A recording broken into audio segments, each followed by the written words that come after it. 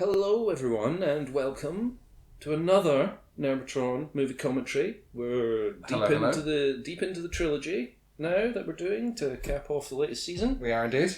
Why don't you tell us what we've got today? Part 2 of the trilogy, Mummy Returns. 2001 movie, 124 minutes. Yummy. Written and directed completely this time by Stephen Sommers.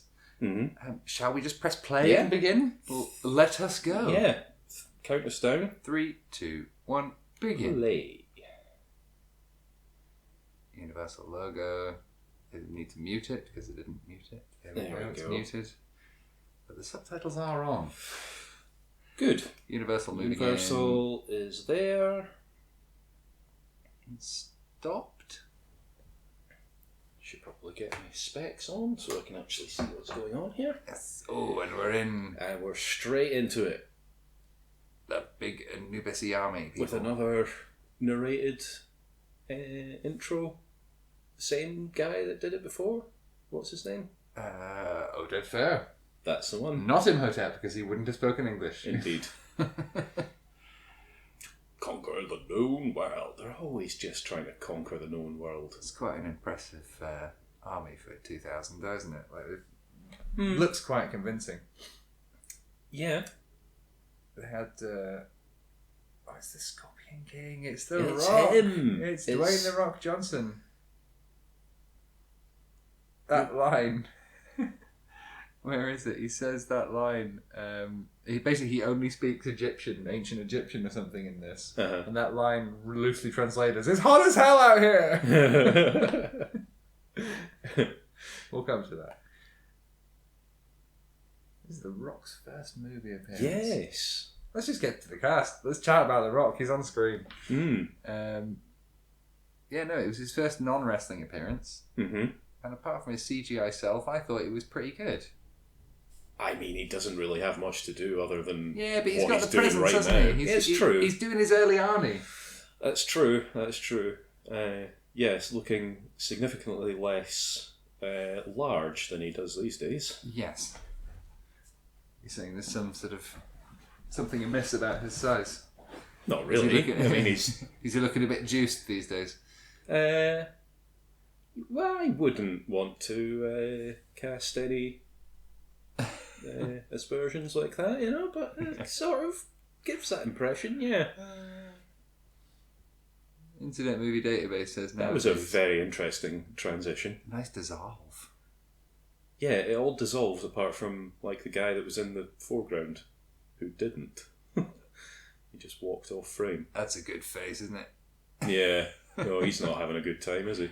Yeah, I was just reading IMDb about him. That apparently his best known films now are Black Adam, Jumanji, Journey 2 and Moana. I forgot he was in that, but that was actually a good movie. Really? I thought his most known film would be the Fast and Furious ones that he's in. It's not according to Internet Movie Database. Well, he is, of course, in those movies.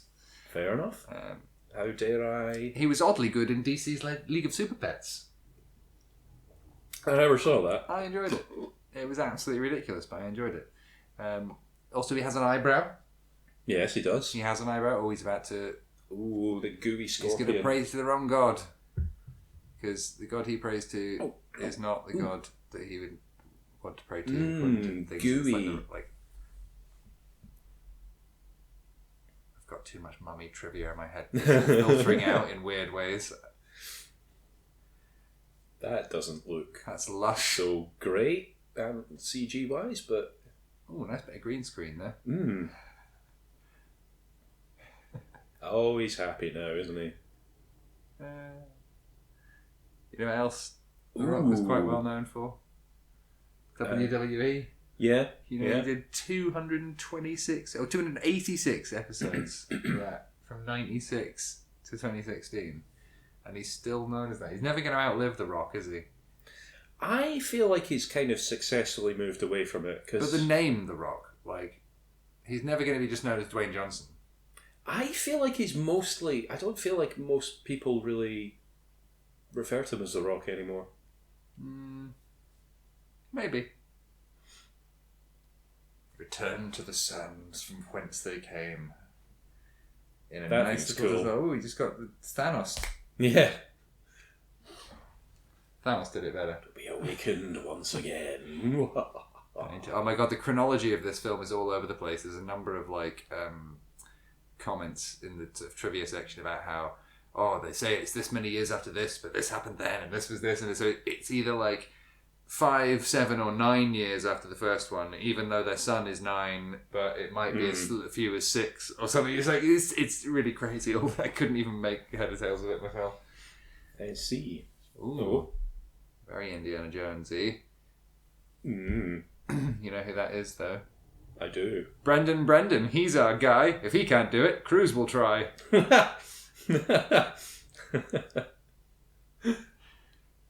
Very good. I thought you'd like that. Ooh, that's a lot of cobweb.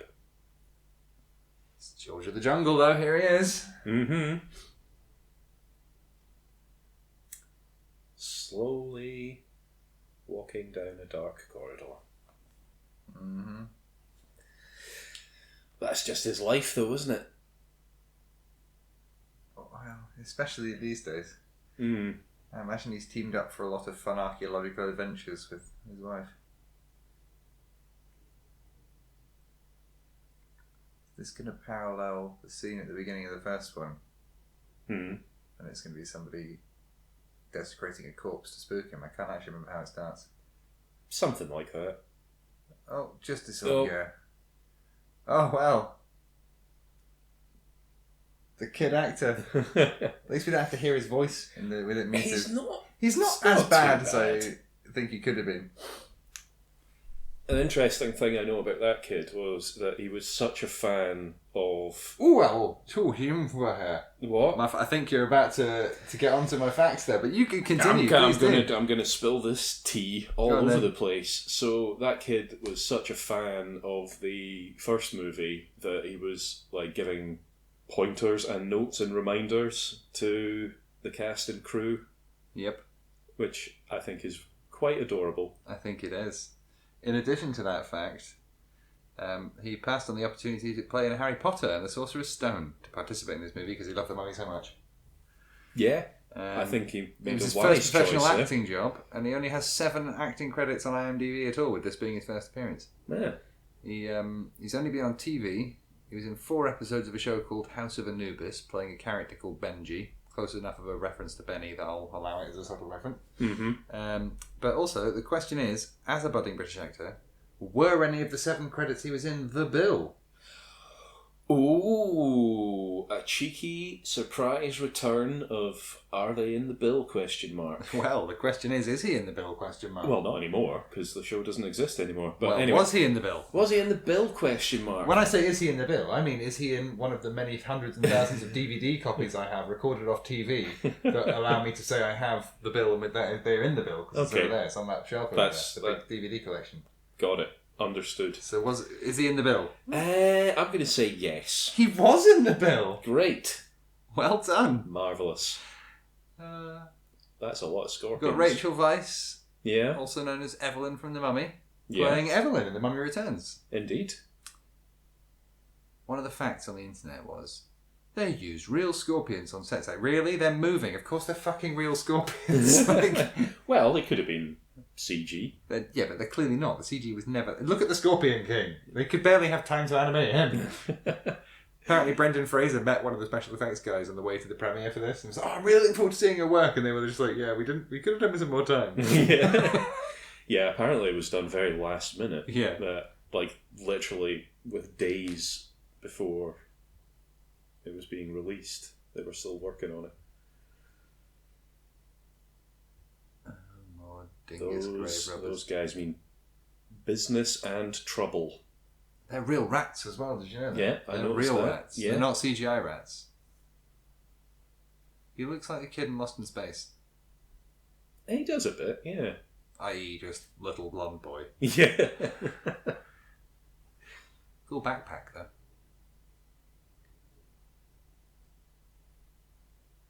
Oh, I just remembered we're going to get a little homage to the first film. Mm-hmm. You recall the disastrous events with the fake bookcases covered in fabric? Oh, yeah. I think we're going to get some polystyrene pillar action in a minute. Nice. Oh, yes. A polystyrene pillar predicament. Whew.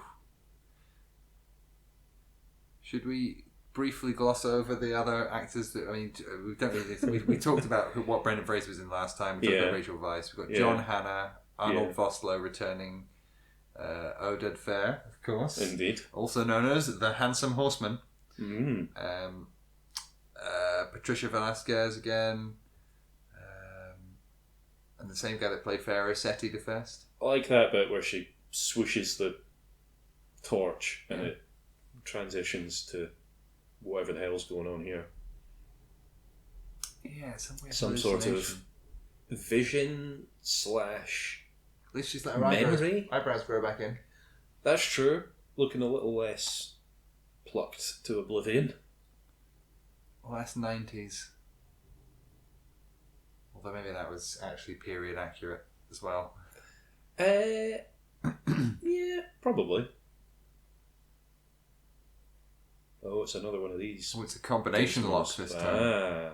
See, you couldn't just jimmy that with a bit of metal, could you? You could just open that. You just walk through my vision. How rude. Apparently those torches were just a pain in the ass to film with because they only lasted for 3 minutes. I can't imagine. How do you get a long-lasting torch? Is it really doable? It's not just a burning bit of wood. I mean, I guess it depends what fuel you're using.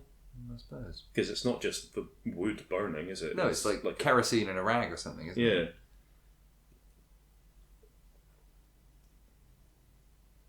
To be fair, I think I've made one with a rag and lamp oil before, and it doesn't last very long. I don't know how you would make it a long lasting. Maybe you have to have a bowl of it and like an actual wick. Yeah, probably. Something like that. Anyway, yeah. Oh no. They've opened the spooky door. Is it something about the scary door?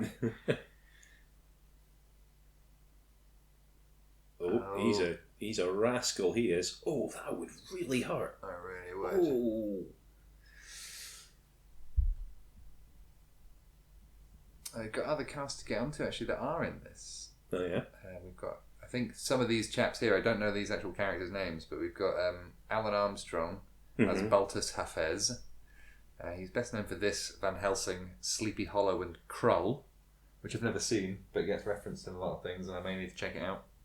Oh god, that's a lot of icky spiders. Ooh. So many cobwebs. Where, I mean, for this to have been sealed underground, like, I'm just wondering where all the disturbed dust is that's going to land on all this stuff. I feel like everything would actually be quite static. Well, I suppose there's everything's crumbling, probably, isn't it? Yeah.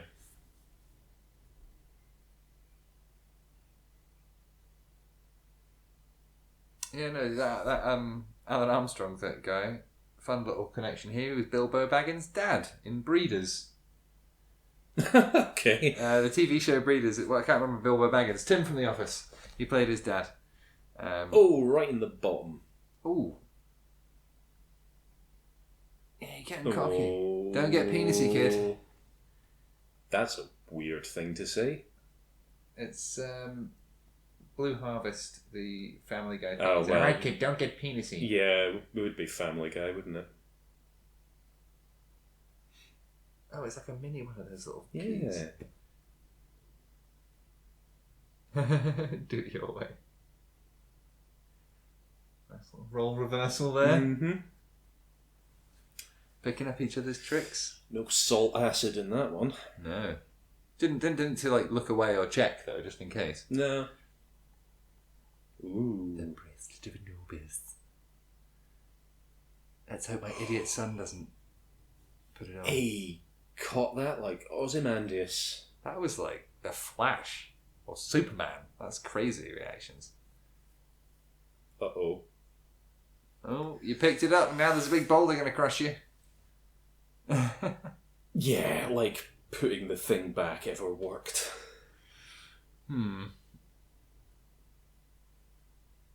Yet now you read the thing. Drink from the Nile, that doesn't sound too bad. What are you on about? That sounds pretty atrocious if it's metaphorical. I was anticipating exactly that. Bet they didn't get more than one take at that shot.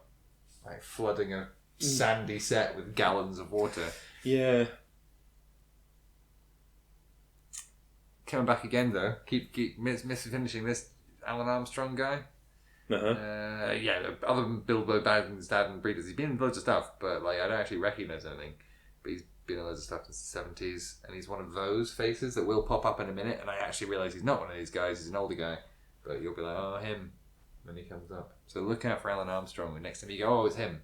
Okay, that'll be Alan Armstrong. Right. We've also got. I'm going to butcher this. Adewale Akunuye Agbaje, also known as Mr. Echo. Oh, right, yeah. As Loch Nah.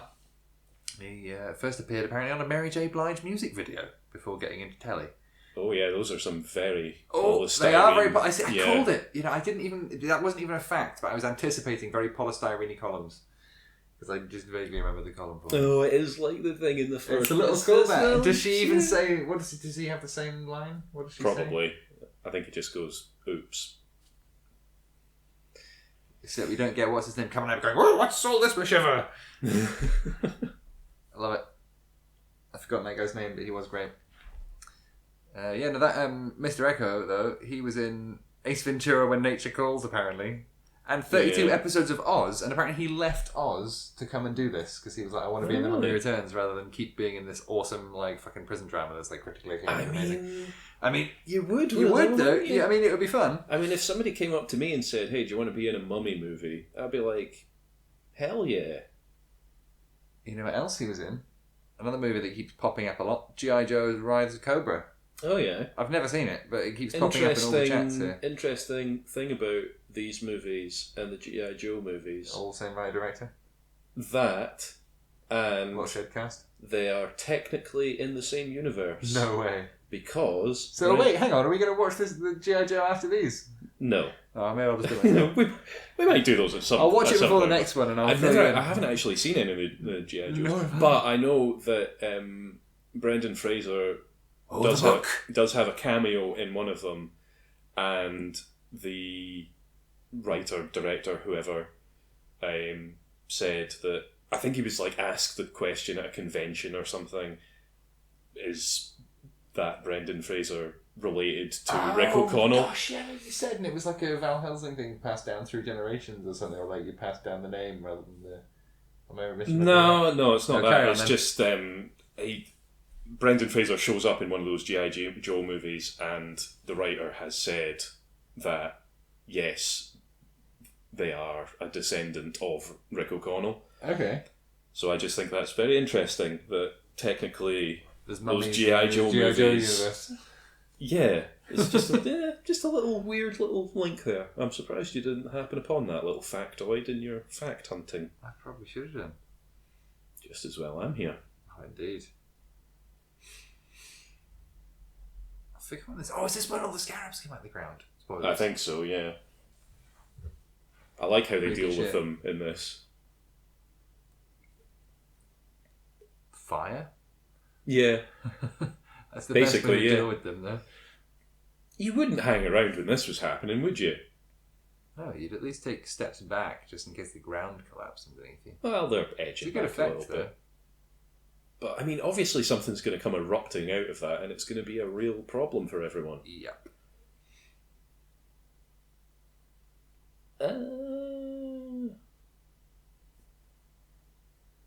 But yeah, the scarabs were a real pain for everyone in the first movie, and they're a real pain for these people right now.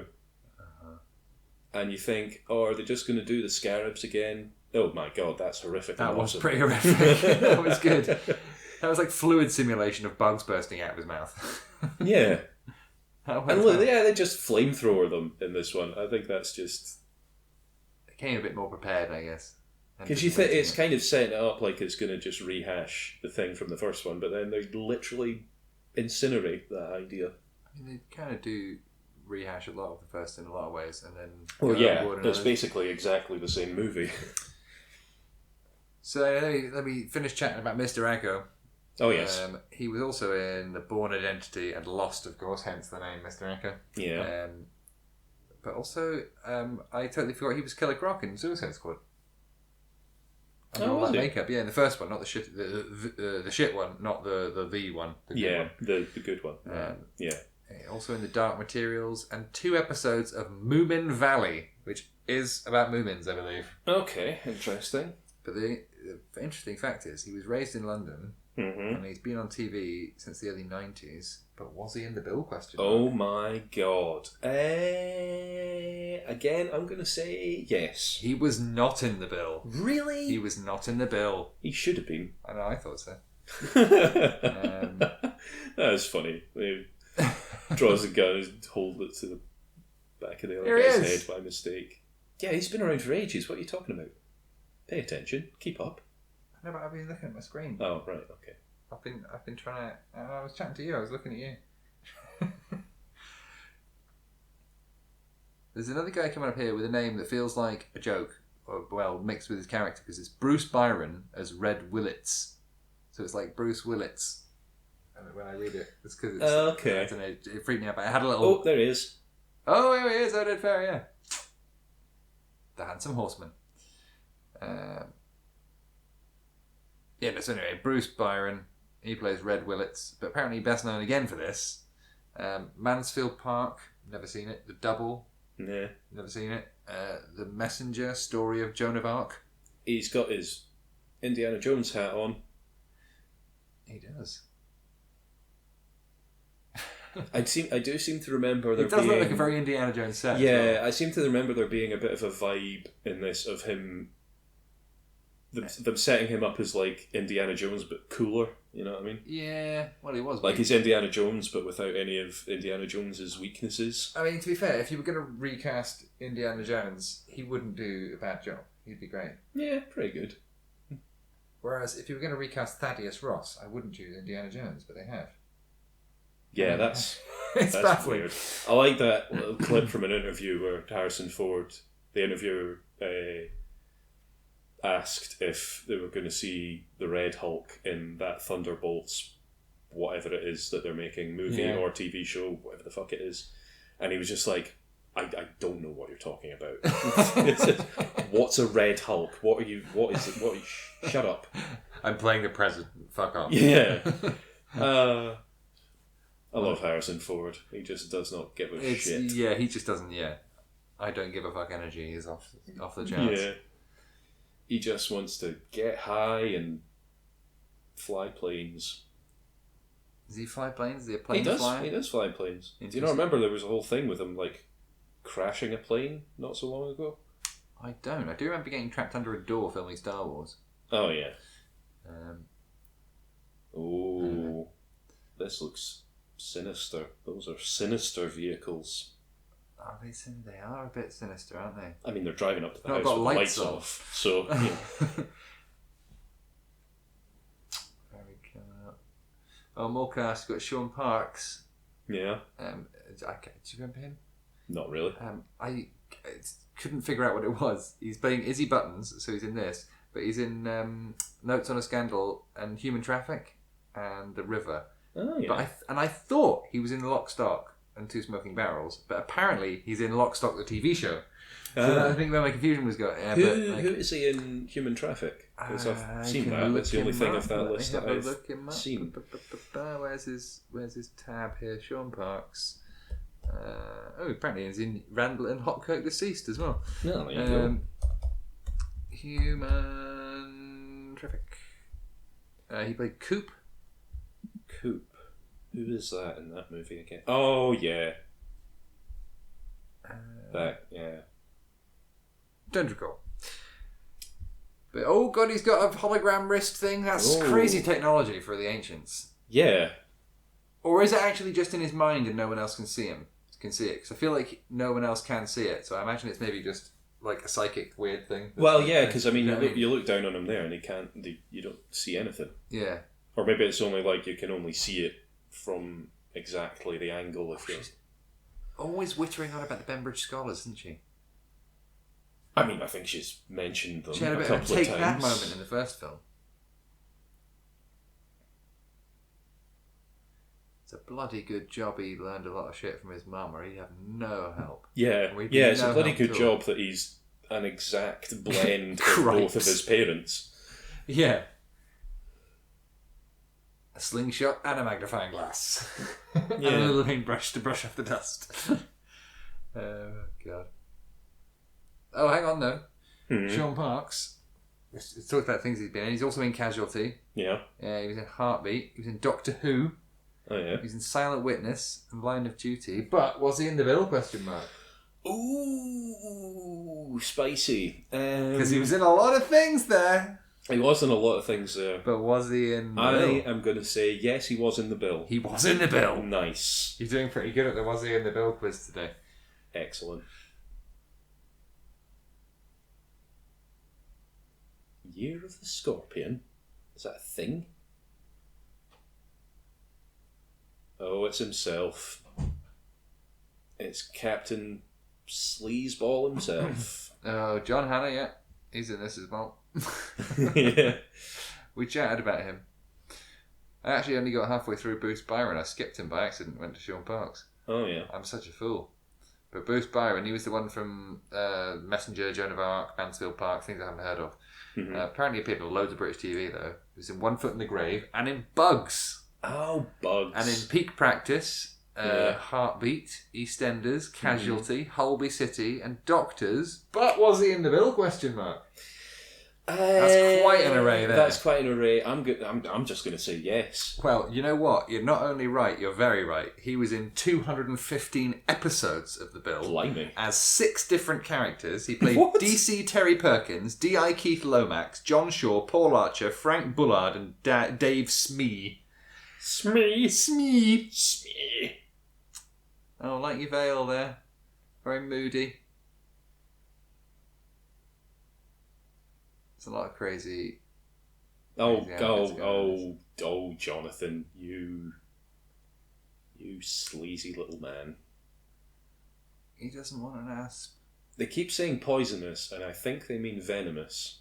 Well, funnily enough, there's a fact on the trivia thing that, where I think at one point Evelyn kicks a snake towards him, and he's like, "Oh, these are poisonous, you know." Yeah. And not only are they venomous, they also weren't venomous snakes.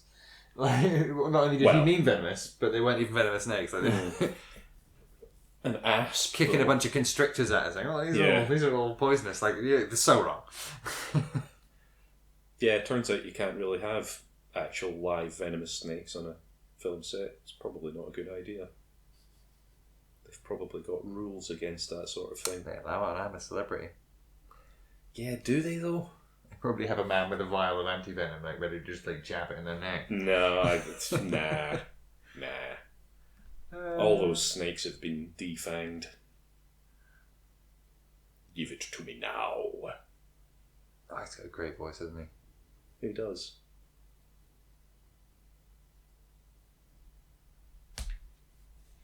Where did you learn to fight? I don't know. I seem to have genetic memories. Yeah.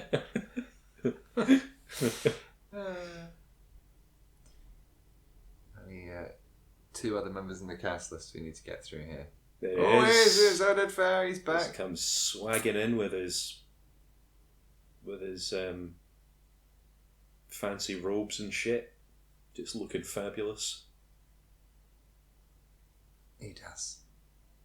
Oh yeah, he catches See, it there's like the a legend. thing, like, because Indiana Jones is famously scared of snakes. He's way cooler. He's like, yeah, that's a keeps weird. lobbing him back. Yeah, that's a weird amazing. catch. Like, how did that? It was work? a stunt catch. Yeah, Obviously. Yes. Well, really, I think he sort of let it go behind him, and then he just wrapped it with an outstretched arm as it was moving. Yeah, but it was like, it like reached behind himself without even looking and grabbed it out of the air. That's He's impressive. better than Indiana Jones. He is. He doesn't need to pull out a gun. He just actually throws the knife back in. Yeah. Anyway, last 2 members of the cast, and I only specify that because they're both British. Oh, okay. So we have 2 contenders for the Were They in the Bill question mark. Righto. So we have Joe Dixon as Jacques. Oh, yes. I think he was the one that got pelted in the bum. Very possibly, yes. He's known for this, The Cold Light of Day. It's just as well they've got bulletproof tables. Yeah. And that's always the case in movies, though. Wooden tables are infinitely bulletproof. When you Yeah. drop them over, you can sit behind them and just have a chat while someone's pumping it full of shotgun holes. And their door, well, less so their doors, it seems. Jesus Christ, yeah. He was also in this Joe Dixon guy in Rise of the Foot Soldier and something called AD, The Bible Continues. I don't know what that is, but it sounds quite like a high concept show. He was in Casualty. He was in Silent Witness. Mm-hmm. He was in Doctor Who. Mm-hmm. He was in Vera, Midsummer Murders. Recently he was in Death in Paradise. But was he in the bill? ? Well, that's the question, isn't it? And I think purely for consistency's sake, I'm going to say yes, he was in the bill. You know what? He was in the bill. Nice. It was his very first acting credit as a character called Youngblood. Oh, there you go. So there we go. But now we have only one other person to guess. Oh, they've stolen people. And he's been punched in the face and chopped in the arm. Yeah, I missed quite a good fight there. I was chatting about stupid shit. Apparently it was John Hanna's idea to fill that tub of water and bubbles to hide in. Mm-hmm. And as a result, it was his fault when he slipped and bashed his knee. So do we feel sorry for him or not? Also, stained glass window did not break like stained glass. It was just painted. Yeah, it's not real glass. Also, they weren't the people that jumped. That was a little swap there. Did you see that was yeah, it was sneaky filmmaking, wasn't it? Bit of the old cowboy switch or whatever it's called. Is Brendan Fraser being held together by many girdles and straps at this stage, or is he? Not at this point. I think the beginning of his decay. Yeah, I think it was like the combination of this film and the last one that just sort of broke him. Well, anyway, here's your last chance to get this right or wrong. Oh. Tom Fisher plays Spivvy. Okay. He was best known for this, but also Radiator, Van Helsing, and The Young Victoria. Mm-hmm. Probably his greatest TV credit is for a single appearance in The Middleman. Oh. Middleman! That's definitely got to be the peak cameo of any show. Yeah. But he was also on lots of British TV. Mm-hmm. He was in New Tricks. He was also in Midsummer Murders. He was in Casualty, Murphy's Law. But was he in the bill? ? Well, again, I don't want to break. Well, before you say anything, consistency. If you're gonna say yes, he was in the bill, I'm gonna say yes, he was. But how many characters did he play? Oh, okay. Bonus question. I don't know, because the thing I found with the bill is a lot of people that were in it return a lot. Return and with different parts. That's so I'm because the bill was just for out of work actors. That's all it was for. It's the bill and EastEnd and drinking in EastEnders or dumping ground for out of work actors. So what are you going to guess? I'm going to say. Well, okay, so because we had the guy that was in 235 episodes or whatever as like in 6 characters. So we're asking how many characters. How many characters this person played in the bill? I'm going to say 4. 3. Oh. So close. But don't worry, we have more games to come. Hooray! Because next is Interesting or Not Interesting. Yay!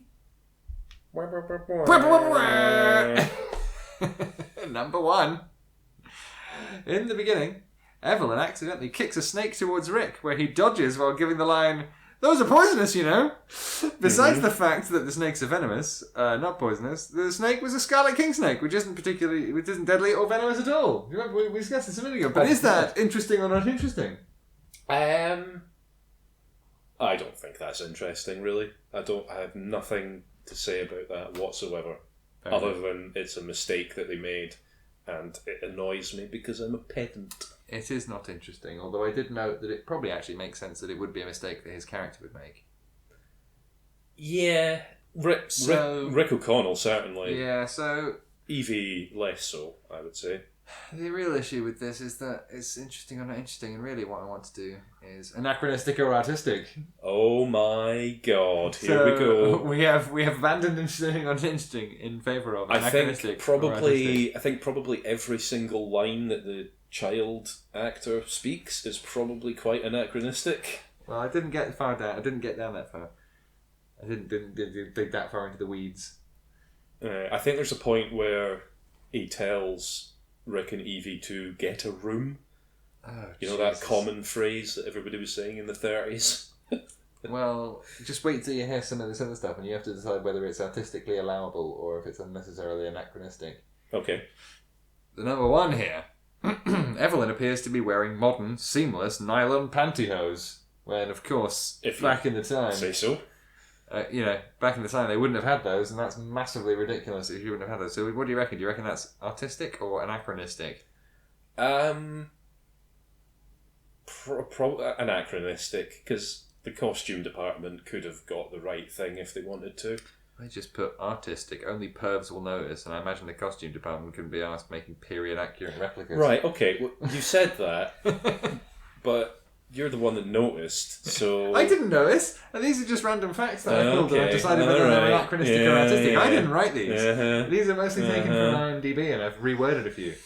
Mm-hmm. I'm stealing other people's work here. Okay. I'm blaming the IMDb contributors. So you're not a pervert, but you are a plagiarist. So oh yes, that's fine. That's fine. But at least I'm honest about it. True. Plus, it's all freely available information, and these are trivia facts that the world needs to know. Also, it's IMDb, so it's probably all wrong. Yeah. True. So these guys are doing a bit of a resurrection. Bit of a Not resurrection again. situation going on here. Not again. Well, at least they've got a good reason for resurrecting him. Because he's the only one powerful enough to fight the Scorpion King. Apparently. That seems like the wisest decision. And it was easy enough to stop him the last time, Was it? Yeah, they just read from that book, and then a big ghost chariot came and took his soul away. And then he was mortal. But I mean, maybe that doesn't work now. Maybe that's like a one-shot thing. Anyway, didn't he fall into a big... Yeah, he tank fell of oil into last the goop, and that's all the solidified goop that he just burst out of there. You see? Don't ask me what the goop was. It was just some mystical goop. Fun fact, Mr. Arnold Vosloo here is doing all the motion capture and all that, but doesn't really actually appear in any real form for 49 minutes. Oh, really? Yeah. No real part of his body is seen for 49 minutes, but it's all his mocap, so I guess that counts. It's genetic memory time. Oh, have you noticed how her clothing, well, maybe not now, but her clothing does match her paint job later on, or in the flashbacks, which is fine, isn't it? She's wearing similar clothes, they're all painty jobs. Okay. I'll take so it anyway, for that. you've gone for anachronistic for the stockings in the end then? Yes. Well, we'll just say yeah. I mean, I'm quite happy to change my mind on some of these. I'm pretty easy to convince, to be brutally honest. I mean, you could make a convincing argument that any such choices are done artistically. But anyway. But I suppose without actually speaking to the costume department, we'll never know. True. Maybe it was Rachel Weisz insisting for comfort. Possibly. We just don't know. We'll never know. Fun, interesting, or not interesting question next is whether it's anachronistic or artistic. Not interesting or not interesting. I should start that again, but I won't. Number 2, when the bus crosses Tower Bridge, the bridge is seen in its red, white and blue livery. Okay. However, the bridge wasn't painted this way until the Queen's Silver Jubilee in 1977. Blimey. And was plain brown in 1933. So is that anachronistic or artistic? Again, anachronistic, because they could have easily got that right. Although it probably would have meant having to...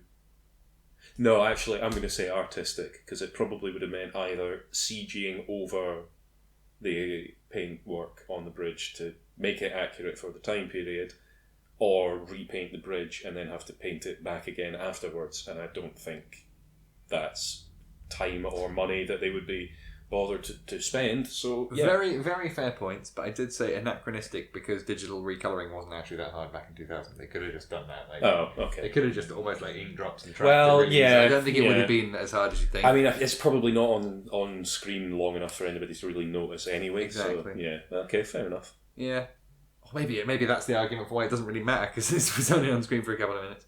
Would you jump through a fire with a bandolier covered in bullets? If I was Rick O'Connell, yes. Fair play. What if you're... If I was a sensible, real person? No. Probably not, because I probably wouldn't have a bandolier of bullets in the first place, or have any reason to be jumping over a fire. But I guess if I found myself in that situation, then yeah, I guess. Oh, that's a good shot. Oh, cheesy, crazy. That's going to leave a mark. Oh, Jonathan, you buffoon. How do you even do that? That's quite difficult to do. Well, you say that. But I haven't personally done it myself. But a friend of mine went to open their door once and just turned the key as normal, and it just went like butter and just snapped off. The way they described it, it was just like I was turning the key and it just disappeared. So I don't know whether it's like stress fractures or that induced over years of using a key. Who knows? But it was very strange, and it just was like. Or maybe they had a mini Superman moment and they didn't realise. Maybe they'd warmed it up in their pocket or something.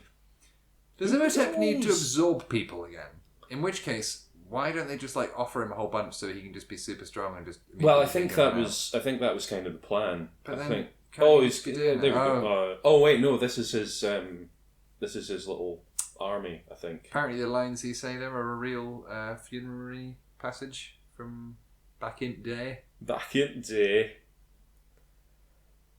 No. Yeah, these guys again. Count them for me, would you? How many are there? 4. Yeah. You'll notice later on that they only kill 3 and the 4th one's forgotten.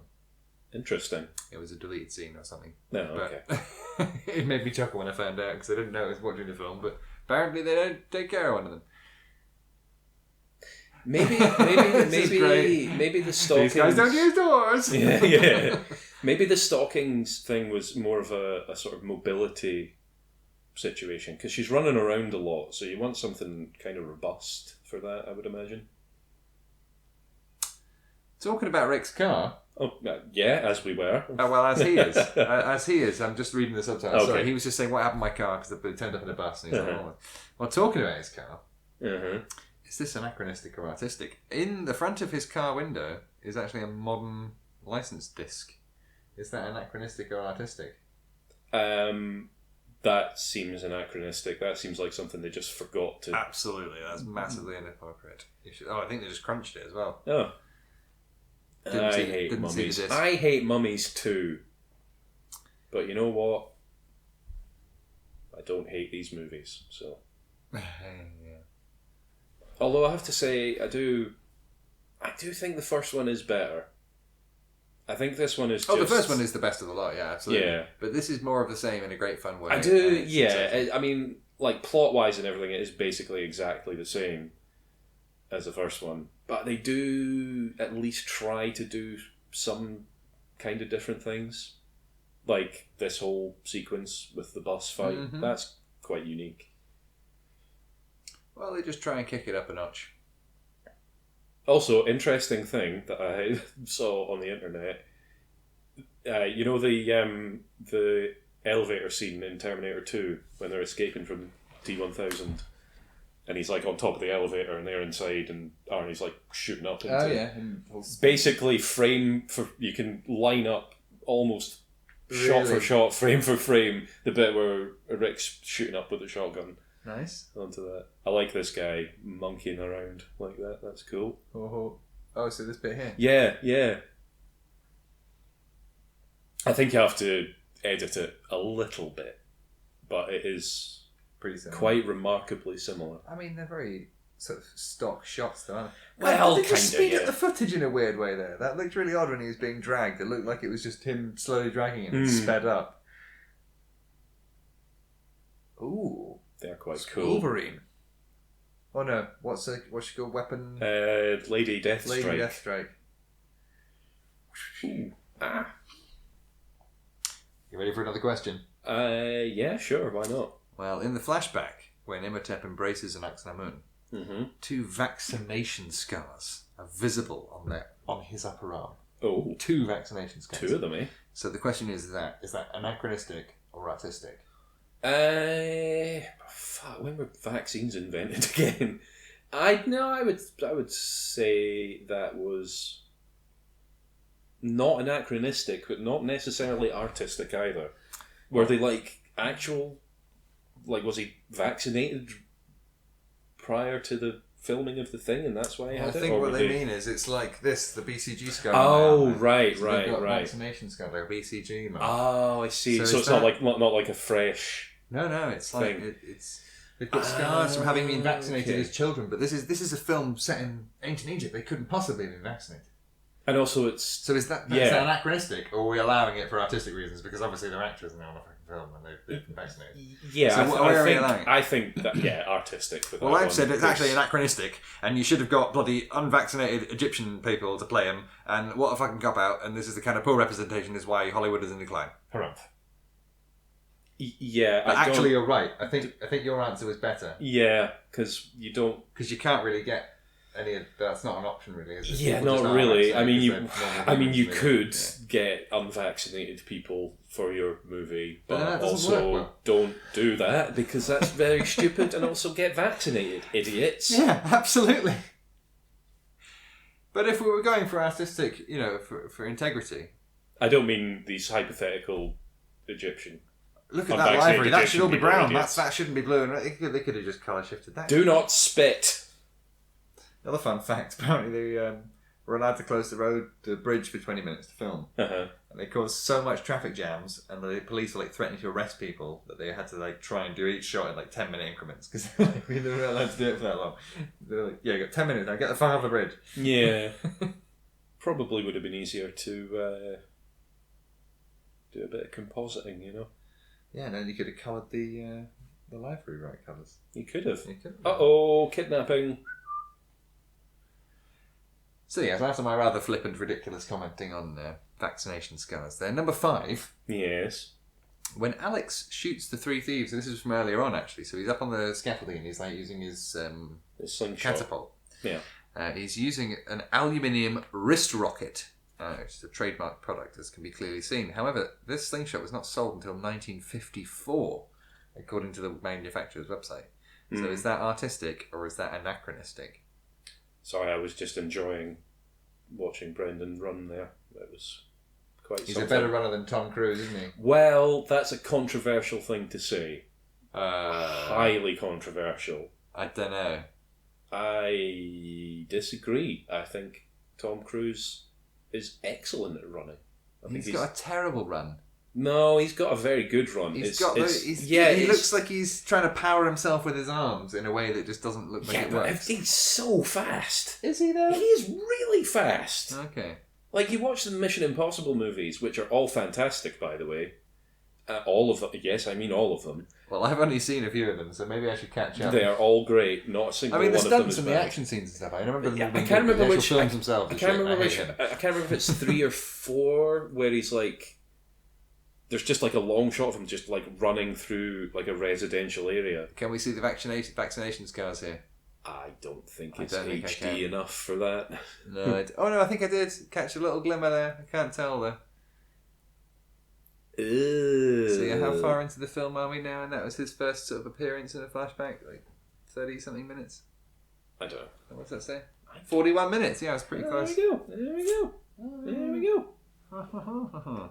So what? Sorry, what was the question we were dealing with? The question was that Alex, he uses a branded wrist rocket, which is a product that wasn't produced until 1954. Mm-hmm. So is that anachronistic or artistic if it's set in 1933-ish? I think that's an artistic choice because you have to give the little kid mischievous abilities. And you are 100% correct. It is artistic because kids have slingshots, and at least they tried to get an oldish one. Yeah. Wasn't like they just got a plastic one out of fucking BTs or whatever. Yeah. Was BTs around when they made this? Probably. I don't know, probably, yeah. When they made this movie, definitely. Yeah. In 1933? In fact, I don't know, probably. Oh gosh, these movies. I kind of want there to be a button that flips the pool table over. Oh, yeah. Wild West. Wild Here we are. West. Here's the outfit she wears. Look, that has the lines on her arm, the sort of paintwork and stuff. It's the homage to her. Okay. Gotcha. I like this kid. He's sassy. And he's not afraid of these psychopaths. Don't do that. And the sex lady. offenders. That's weird. That's a weird thing to do. Yeah. You're like a 30-something woman. Come on. What are you doing? I mean, she's technically older than that because she's resurrected. Well, yeah, I suppose she's like 3,000 years. Well, physically she might be like 32, but like mentally she's actually not a couple of 100 years old. So does that mean that woman just sacrificed her brain just to have another consciousness in it? Is there any part of the real her left, or is she just being completely wiped? I don't know. It doesn't really go into it. She just sort of shows up and then is like, "Oh, I'm an Uxinamun resurrected," and Imhotep's like, "Groovy, thumbs up, let's make out." Great. I mean, you look just like her, so why not? Yeah. And if you're up for kissing this thing, I'm in. It's a raggedy corpse.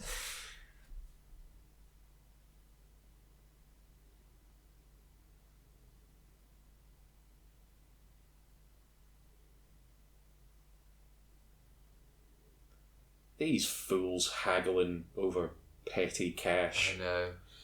You don't Do you realise haggle with lunatics like that? You just also they don't. All these like minions in that sort of situation in films like this, they never seem to realise that if the people they're working for get their own way, everyone's going to die. You know? That's quite good. People are crazy. I wonder if that's a little nod to The Hunt for Red October. I didn't catch that. Because there's a famous scene in that where a person is reading from the Bible in Russian, and it like zooms in on their mouth and then it switches to them speaking English. Gotcha, yeah. It's a good movie, that. Oh, yeah, no, I've heard of that sequence, actually, yeah.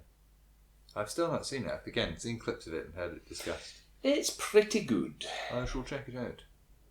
That's Sean Connery, is it not? Yeah. For Red October, yes. Yes. Smash it. Horrid man. Yes. Whoa, don't spill water everywhere. Whoopsie.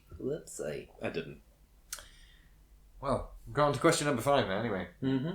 We can forget about the horrible man. Wasn't the last one question 5? No, that was... no, you're right, actually. Yeah, it was question 5. We're on to question 6 now. Keep up. Well, you're the professional at this. I'm just the special guest. Oh, that's a dusty face. It's a bit Michael Jackson in the nose region, isn't it? I guess. It was very sort of nostrily. Well, I mean, his face is very old, so, you know, make allowances. Undergoing some sort of reconstruction. Well, anyway, question number 6. Spooky. The registration plate of the double-decker bus, we saw this earlier on, is KLB 713, which shows the bus to be a Leyland AEC. Apparently, it was first registered. That's good. That guy's always like, "This is cursed. That is cursed." Yes, that's funny. Yeah, it's but I mean, he's right. So yeah. Oh, he does have to absorb people because he absorbs these people. There you go. Look at that. How he's just absorb people straight away. I'm sure they would have given him a few. Oh, well, I suppose he just still needed to get the chest. So why not kill 2 birds? Anyway. Sorry, I interrupted you. The registration plate of the double-decker bus basically demonstrates that it went into production in 1950, 17 years after the film took place. Ooh. So is that artistic or anachronistic? I'm going to say artistic because they probably just bought the first double-decker bus they could get their hands on. Okay. And it, again, would have been too much faffing about to get it changed and updated. Maybe they just hired it and they couldn't actually make any major... Well, that's not true because they were blasting holes in it and everything. Oh, that's some janky CG there. there. Yeah, that's a bit rotten. That's a bit rotten. A portent of things to come. Yeah, I think you are right that it's artistic. But then I also found out, as part of the next sort of fact here, that because it's actually an AAC Routemaster, it's actually not produced until 1954 specifically. So it could, so actually, it's doubly anachronistic.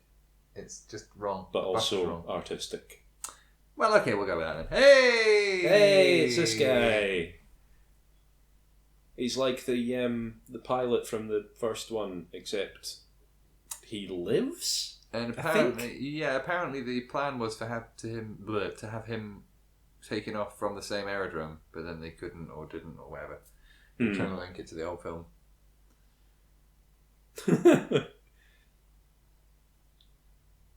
You know what would have happened if this was made? If the first Mummy film was made like last year, and then this was here, we'd have this same sort of banter. We'd have a new character introduced, but then later on in the film, it would turn out that the first pilot got turned into a fucking mummy and comes out of the sand to attack the second pilot or something like that. So they have their own little fight. There'll be some janky. Yeah, we know what would happen if they tried to make a mummy film these days, and it's Tom Cruise, the Mummy with Tom Cruise, which I haven't seen actually, so maybe it's actually really good. I mean, I don't remember it because I sort of zoned out watching it so much. No. It was shit, and it was just basically a Tom Cruise vehicle. Yeah. Oh, look at that man sitting in the bath. How strange. Well, you got to sit somewhere. What am I going to spend it on? He says as he sticks it in his pocket and takes the money. Yeah. Yeah, you really like that gold scepter, don't you? But that's Jonathan's. He just said, "Give me that, and I can shave your head, wax me, and use me as a surfboard." Did he? Yeah. He just offered to let Brendan Fraser wax him and use him as a surfboard. What a strange statement. Yeah, bit odd. Also, was surfing really a thing in the 30s? I mean, apparently. Is that anachronistic or artistic, do you reckon? I mean, I'm going to go with anachronistic, similarly to the kids' usage of get a room. Yeah. Apparently this whole falcon thing's a bit silly as well. They wouldn't have reduced the falcon to just being a carrier pigeon. And there weren't really that many sort of falconers and stuff in that time period or in that region or anything. So it's mildly inaccurate, but it just looks cool for him to be like, I'm sending my bird off to go and send a message. Yeah. So yeah. And off they go to do something. Anyway, next question. Yes. This is a fun one. I want to see how you answer, how you figure this one. In various scenes, Rick O'Connell, our man Brendan Fraser, he has a bandolier with shotgun shells on it. Mm-hmm. But you can clearly see on the shotgun shells. Oh, nice dirigible. Or is it not dirigible? It's an airship, isn't it? I can't remember the word. Anyway. It's a balloon. Well, is it? Because it's got a... It's a balloon. Is it? Okay, we'll just call it a balloon. Also, wildly improbable physics, which we'll get to at a later point with that thing. Oh, yeah. It's yeah. There's some silliness going on there. Yeah. Anyway, so what I was getting at was he wears this bandolier with all the shotgun shells, and you can see in the end of them, there's like white plugs showing that they're blanks. Oh, right, okay. But, first of all, like, the shells, they're really anachronistic because they're made of plastic and they didn't exist till the 60s. Uh-huh. But why wouldn't they just use, like, fake prop shells rather than actual blank fucking firing shells? That sounds like a terrible idea. Yeah, especially if you're, like, leaping over fire pits. So is that anachronistic or artistic? And I don't think I can allow that to be artistic. That's just a bad choice. I think it's just anachronistic. Yeah. Just bad. Oh, look. Off they go. I bet there was They're travelling at the speed of wind. Plus random rockets, which somehow don't make it flip in circles. Huh. But we'll get to that. Yeah. Is that what you were meaning? I was meaning something else. Oh, all sorts of issues with it. Or doesn't he repair it as well? Like, yeah, there's a bit where it gets smashed to pieces. Like it gets hit by a big wall of water, and you see it like flipping end over end and crashes somewhere. And then the guy's able to fix it in like half an hour. Oh, he's a legend there. Well, true. But also, it's in the middle of a jungle, in the middle of a desert. So, what's he, chopping down the trees himself to make planks? I don't know. Maybe there was enough debris and loose nails around that he could use a rock to patch it together. Yeah, maybe. Bash a few nails in. They're making an awfully big deal out of this scepter. I wonder if it's maybe a Chekhov scepter situation. You know what? I think you might be right. I think I'm onto something there. I think that's going to have significance later on in the plot. Possibly. I wonder if their greed and desire for the gold object will be a hindrance to the mission.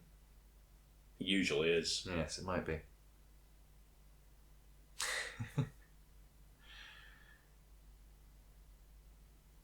So, yeah, anachronistic shotgun shells.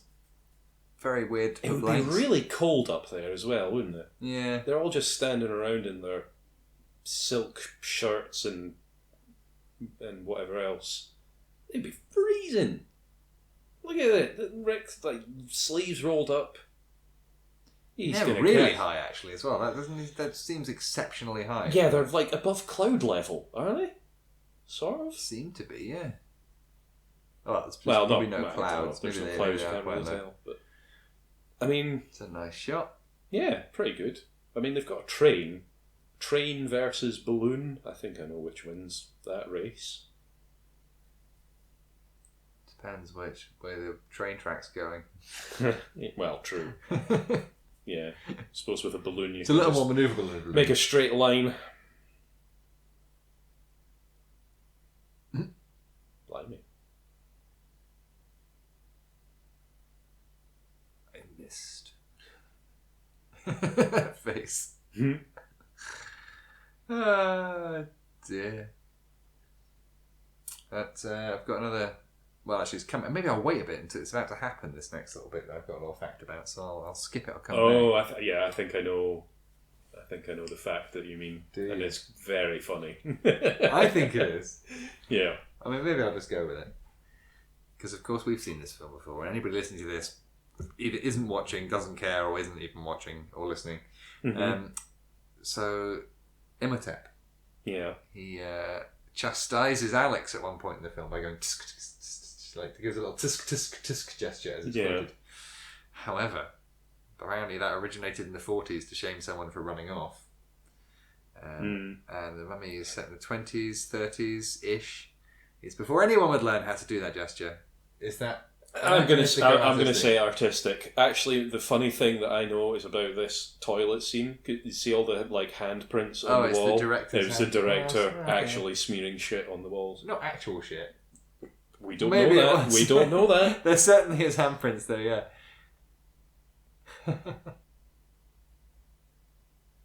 You totally would have those kind of shitty handprints there. So anyway, yeah, my fact maybe wasn't as exciting as yours. But I just thought it was quite an amusing thing that somebody had like the tisk tisk tisk gesture. So I'm guessing he's like, gives a little waggy finger or something. Yeah. Apparently that wasn't a thing until like the 50s. So it's just like writing problems. Is that anachronistic or artistic? I'm going to say artistic. I agree. Nobody fucking cares. I did sort of put anachronistically artistic. Yeah. But I mean, you could say that for pretty much all of them. He stops the train here. I don't know if I wrote this down, but it seemed like quite an interesting point. That everyone sort of seems surprised, but they're where they need to be. So when are they going to stop? Oh yeah, that's a good point actually. They literally stopped just at the right point for him to get out, rather than just be like running across the desert and die. Maybe it's like a destiny type thing. When did Imhotep get telekinesis? Right then.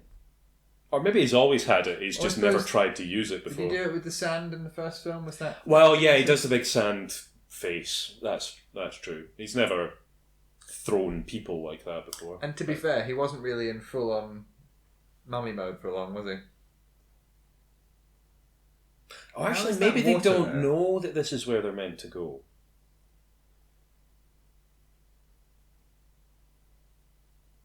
Because they only kind of are... No, that doesn't make any sense. Oh, nice wire work. Yeah, not bad. Oh, there it is. Tut, tut, tut. Yeah. Don't be naughty. The tusk gesture, as IMDb describes it. That's very anachronistic. It wouldn't even be seen by anybody for 20 years.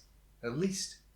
Yeah, but maybe it was a thing in ancient Egypt times, and he's went out of fashion. He's bringing it back. Maybe it's like emulating a chastised dog tail not wagging. Maybe. I don't know. Who knows? Let's just look at Ardeth. Okay. And Brendan Fraser. Okay. And Rachel Weisz. They're all very attractive people. Yes. I noticed as well earlier on that Rachel Weisz has a bit of a... I can't remember the actress's name. The creepy dragon one from Game of Thrones that kills everyone. She's loopy. Oh, Emilia Clarke. She has a bit of an Emilia Clarke look earlier on in this. You reckon? Yeah. Emilia Clarke in more Solo era. Right. Okay. Yeah, I can see that. Oh, look. That's a really crisp image that they're getting on that. Yeah. Water. Well, now that we come to this, I can come to my next little point. Okay. You see the weapons they're fighting with there? Yeah. It's the sai. Yeah. Now that's a weapon used by both of them in this sequence. It was never used by the Egyptians at all, and it never existed in that region. It was first developed in Okinawa and was adapted from a farm tool used against occupying Japanese. And also famously used by Raphael. In the Ninja Turtles, yes. No, I meant the artist. Oh, yeah? That was a very rubbery metal mask you just lifted up there. That bent quite significantly when you lifted that off. Well, it's probably quite thin, you know. Impressive. It's very Matrixy, isn't it? Yeah, it's a little bit... Oh, the choreography is Matrix. not great. It's a little bit sort of swing and block style. But I don't know, they're doing lots of flips and stuff. That's quite good. You know, ooh, I reckon they should feminism. hide their hair up so that they can see a bit better. I imagine they'd have a lot of problems with hair swishing. You probably would want to tie your hair back, yeah. Good gravy. Now, is that so? Yeah, the question Pharaoh was guy what are we sitting saying? there? Is that the same? I think it is. It is, yeah. The same guy in the first one. It That's is good. Indeed, yeah. A little bit of continuity there. That's what we like to see. Yep. Sorry, you were saying? Oh no, I was just saying, is the use of the size anachronistic or artistic? Oh, it's definitely artistic. Oh, you because reckon? it's cool. I mean, they were just all like these they other would have weapons just are been cool. like, "What's a cool weapon we can make these people use when they're fighting?" And like, that sai is quite cool. And like, yeah, let's use those. We could just have them using normal knives. That would have been basically the same fight and would have been quite cool. do you know why this character is called Nefertiri? Just interrupting, just briefly. Yes, Why? because everybody, it was supposed to be Nefertiti, but everybody was laughing at it because they're all really immature. Yeah. I think basically what I read was No, Rachel Weisz was worried people were just going to make boob jokes. Yeah. About Nefertiti. No. And they would have, to be fair. Yeah.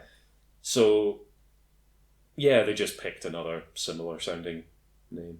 Well, it was another name of a person in that era, but just not the same person. It was a name apparently, so yeah. Just swapped out. I thought that was quite interesting. I thought so too. You know, don't let the children be silly. What?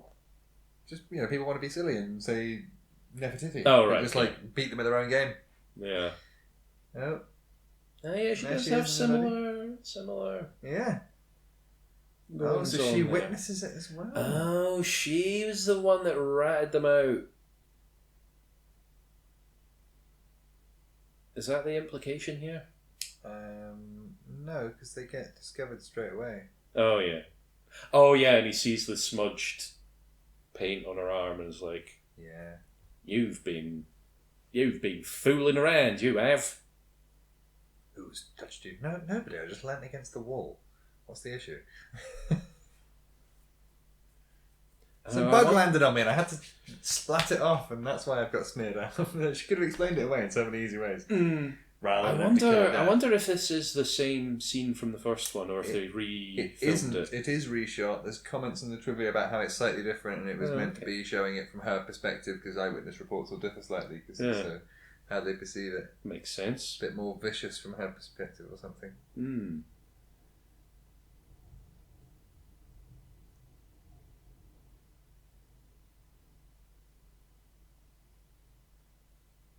Oh, that first film was great, and this one is just, like you say, rehashing. But I don't mind. I don't mind. It's fine. I mean, it's fun. It's entertaining enough. Yeah. You know. Oh, that was some big eyes. That was some strange dead acting to still be sitting upright. Yeah. Like... Oh, dear. Anyway, that's it for Anachronistico Artistic. Great. But I do have a few oddities. Oh, oddities. Well, yeah, just things that didn't really fit into the whole specific section, but I heard them and I was like, kind of, it might be worth discussing. They're just a bit odd things. So, first odd thing. Basically, none of the characters in this have any body hair. Like, none of the ancient Egyptians seem able to, like, grow chest hair or armpit hair or leg hair. And I just thought that was a bit odd. Like, everybody's completely hairless. I think it's just, well, I mean, he's got a beard. But apart from that, I just thought that was a bit odd. I guess I hadn't really didn't have body hair. I hadn't really picked up on that. I mean, in the flashbacks to ancient Egypt, it's all like royalty and their servants, who you would imagine would probably be kept like clean shaven and so on and so forth for hygiene purposes. I don't know. I was just going to chat about the tattoo on his wrist. I think so, maybe. Another fun fact: in the first film, Brendan Fraser has, or Rick O'Connell has, two little tattoos by the base of his thumbs. Mm-hmm. They don't appear in this. Okay. But he does have the random tattoo that he apparently always had under the band that we saw wasn't on the band in the first film. So very interesting tattoo issues. Tattoos actually will come up again in the quiz later. Oh my giddy aunt. Are you excited? Excited is maybe not the word, but... Fair enough. Do you want to hear another oddity then? This I'm thrilled for an oddity. Well, you can quote me on that. Thrilled for an oddity. Yeah. Noted. Ardeth Bay in this, the wonderful Oded Fair, he claims that Rick, Evelyn and Alex are, and I quote, 3 sides of the pyramid to fulfill the prophecy. But pyramids have 4 sides. Yeah. So, what's that all about? Is he the 4th side? Yeah, maybe. Yeah, maybe. Yeah, that makes sense. It just seemed like a weird thing. He's like, you are 3 sides of the pyramid. Yeah. I don't know. I mean, I can see what he was going for. But I think what he meant was like 3 sides of a triangle. But that's not a pyramid. No. It's part of a pyramid. It's a face of a pyramid. Well, 4 or 5 faces. Maybe he was just trying to come up with something sort of profound and encouraging on the spur of the moment, and that was just... It was an improv line or something? Yeah. Okay. Well, I mean, from like the character's perspective. Oh, okay. It's just like, I need to say something encouraging and profound sounding, because that's kind of my job in these movies, as well as being a badass. He's quite a good little artist, isn't he? Yeah, he's not bad. He's making little sand sculptures to show you where to go. Pretty elaborate. Very elaborate. You probably could have just drawn it with a finger and had like a 2D version. Should be enough. I mean, that is incredibly detailed. Yeah, it would have taken a while to do that. I'm surprised he was able to. Fly, my pretty. You are definitely not just flying onto somebody else's hand. You're not being called to the assistant. Oh, Jesus, the scale of that really shows you with that little flying thing. Christ, a lot of these things have been smashed up, haven't they? The fucking... Yeah. A lot of Egyptian monuments and things, and crazy cool old temples and shit. Fucked up by fuckers. Being all fucky. Even his little school songs. That was his costume. Oh my god. There's pictures of me. I got some old childhood pictures in there over there that I got from my old house. Just ridiculous. Looks just like that little school boy. Yeah. Socks. Obviously hasn't changed. I wonder if that's anachronistic or not. We probably have been wearing the same school costumes for like 100 years. Yeah, probably. Little blazers and shit. Yeah. There's all. Well, here's a lot of people. Here's a little question I didn't put down, but we'll have a little preemptive quiz question for you here, just to see if you can guess. They had to duplicate the horses to make the whole thing, but how many did they start with before they created 10,000 in the thing? How many did they duplicate? Probably a dozen or so. You reckon a dozen? Yeah. Is that your final answer? Yeah. 200 horses. Oh, really? Okay. They cloned. Fair enough. Unless I'm completely misremembering the fact, because I didn't write it down, but that is what I recall. Oh. No, it's sand. Not breadcrumbs.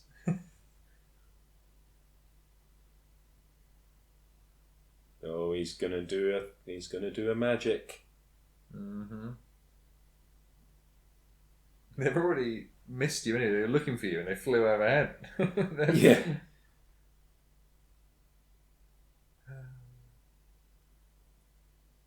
Well, whilst we're watching trick. the wonderful watery CG, my other oddity here. It's not that bad, actually. I mean some given of how it. difficult it is, even these days, to animate water, I think it's not too bad.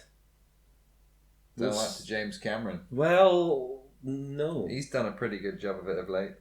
As much as I don't give a shit about those films, they do look incredible. He hasn't. His effects department has. Well, he founded a whole effects company for it. Good for him. Yeah. Oh, we're doing a callback to the Sandman in the first one. Yeah. Peter, do you recognise me?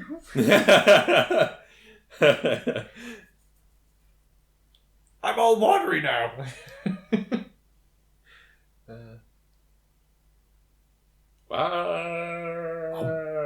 Yeah, that doesn't look so convincing. Oh, look at these rockets. How is that going to work? You're going to spin around in circles and just fucking crash into a wall. There's no way that would... No. Just no. I know. But that is not nearly aerodynamic enough to move anything close to that speed. You are fucked. It also doesn't really help.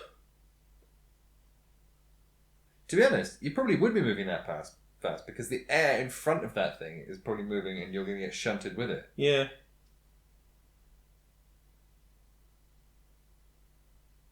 Possibly. No, yeah, well, that's true. I'm going to go with that as a solution. It's like when in like disaster movies, when you see a big tidal wave coming towards a city, and it's just like all those buildings would get blown over pretty much. Mm-hmm, if it's a tidal wave that's above skyscraper height, the volume of air that's going to be moving at that speed it's going to knock down at least some of those buildings long before the wave actually hits. I mean, not long before, but you know. No, I'm sure. Not Wakanda. Yeah, that's a different place. I wonder if Wakanda exists in this universe. I'm gonna say no. Yeah, probably not. He's back. He is back. There we go. Yes, he brought it with him.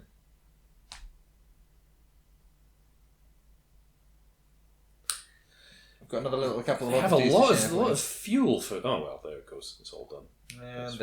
And they're done. Oh, dear. So, another couple of oddities for you. Oh, this is more really just a goof. Yep. Yeah, see, look at that. Look at that. Yeah, they are fucked. Nobody's living through that. Jesus. Not only are you drowning, you're also getting crushed under a massive weight of water.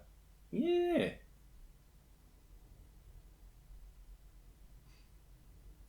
Oh, and a tape. Yeah. Silly boy. So yeah, anyway. Two oddities. Oddities. When Ardeth Bay's riding in front of the Magi, waiting for the army of Anubis, which I think is pretty coming up, the sound of his hoofbeats are clearly heard. Mm-hmm. As if the horse is running on a hard surface, but actually is galloping on sand. So I think... Could be hard sand. Yeah, no, you can see him galloping on the stuff, so I think that's... Okay. It's just an oddity. That is odd. Bit of a goof. I guess. Yeah. That's amazing. I think very well trained. Yeah, how does it find him wherever he is? Like, I don't understand. With its hawk vision. Silly me. With its hawk eyes. Indeed. Even though it's a falcon. Indeed. So yeah, that balloon is going to be completely fixed soon. Oh no, he's going to shoot the bird! Don't shoot the bird! It's a good bird. Good bird. Helpful and... Oh no, he's killed his friend! He's just sleeping. No, he's very dead. Wonder if his dead head still says Imtep Hop, whatever. Imtep Her. Oh, yeah. I wonder if I actually did write that other thing down. Yeah, apparently he never actually. Let's see, I've written this down earlier on. So we were chatting about. A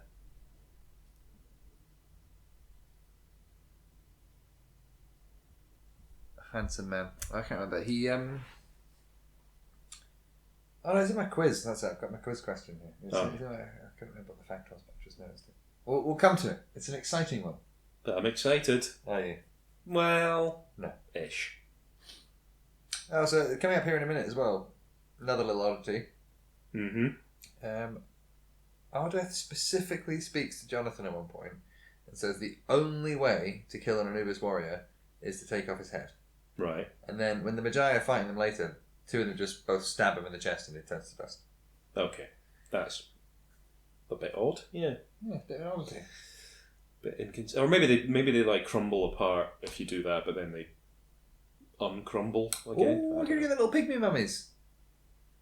Yeah. Which apparently... I'm not really a fan of them, to be honest. I'm not, but they were explained more in the novelisation apparently, and so it turns out that they were brought in to Thebes back in the day as like little angry court jesters or something weird like that. Right. And then they were mummified, and then just I don't know how they got back here or what happened. Maybe they was summoned back to their birthplace or some mystical shit. But yeah, I just think it's not very good and a bit sort of Orientalist. You know what I mean? He wants to know how to do shrunken heads. Stick around, they might show you on you. Well, yeah. 3 times Fox and Hounds Grand Champion. Dear me. Here we are. It's the only way to kill an Anubis warrior is taking off his head. Okay, well what if I shotgun him to the head? Does that work? Just like obliterating his head. Does that not work? Is that what you're saying? I would think that would. I would think also, that would work. maybe he's just saying that to him just to frighten him a little bit. And just be like, take this a bit more seriously, will you? Yeah, Ardeth Bay likes putting the willies into Jonathan. Phrasing.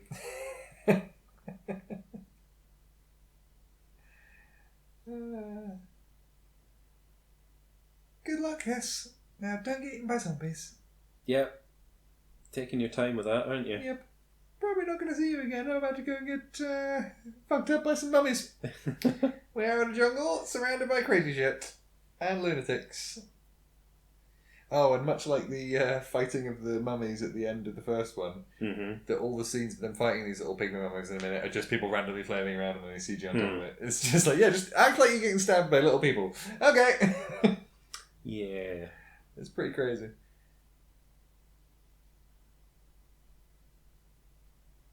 Cripes. He says that a lot. Cripes. Crikey. Cor blimey.